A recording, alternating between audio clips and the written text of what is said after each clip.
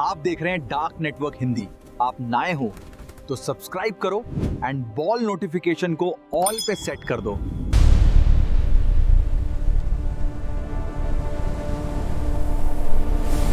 रात के करीब 11 बजे रोहित और उसकी पत्नी नेहा एक पुराने से हिल होटल में पहुंचते हैं। बाहर तेज हवा चल रही होती है और आसमान में बिजली चमक रही होती है। रिसेप्शन पर सिर्फ एक बूढ़ा गार्ड बैठा होता है। रोहित बोलता है, भैया कोई रूम मिल जाएगा क्या? गार्ड धीरे से उन्हें देखता है और कहता है, सिर्फ कमरा नंबर 307 खाली है, लेकिन अगर हो सके तो सुबह तक रुकना मत। रोहित हंस के बोलता है, अरे भाई, आजकल के जमाने में भी लोग भूतों की बात करते हैं। नेहा थोड़ी डर जाती है, लेकिन रोहित उसे समझा देता है। दोनों रूम 307 की चाबी लेकर ऊपर चले जाते हैं। जैसे ही वो रूम का दरवाजा खोलते हैं, एक ठंडी हवा का झोंका अंदर से बाहर आता है।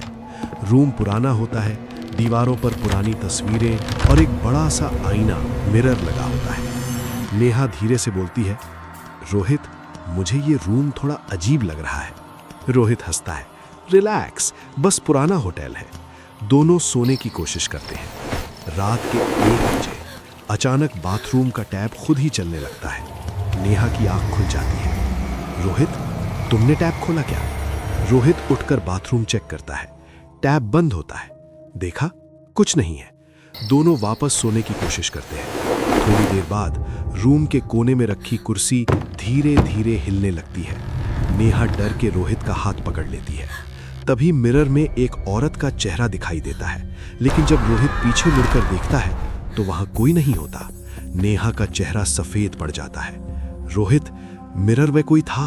रोहित भी थोड़ा घबरा जाता है। अचानक लाइट ब्लिंक करने लगती है और मिरर पर खून से लिखा हुआ दिखता है, ये मेरा कमरा है। तभी रूम का दरवाजा जोर से बंद हो जाता है। रूम के बीच में एक सफेद कपड़ों में औरत की आत्मा धीरे धीरे दिखने लगती है। उसकी आंखें बिल्कुल काली होती हैं। घोस्ट धीमी आवाज में बोलती है, तुम लोग मेरे कमरे में क्यों आए हो? नेहा रोने लगती है, प्लीज हमें जाने दो।